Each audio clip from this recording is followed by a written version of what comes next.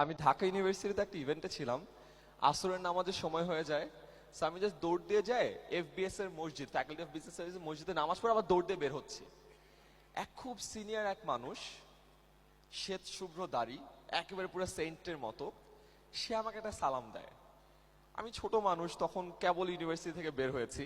আমি কিন্তু ওইভাবে সালাম পাই না, তাও আবার এত সিনিয়র মানুষের কাছে। সে আমাকে বলে যে বাবা কি অবাক হলে? আমি বললাম যে জি স্যার, একটু অবাক হয়েছি।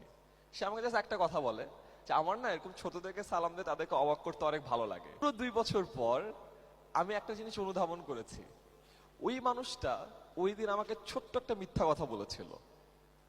ওই মানুষটার আসলে সালাম দিয়ে ছোটদেরকে অবাক করতে ভালো লাগে না। ওই মানুষটা আমাকে ওই দিন একটা জিনিস শিখিয়েছিল যে সালাম ছোট হও বড় হও সবাইকেই দেয়া যায় এবং সম্মান সবারই প্রাপ্য।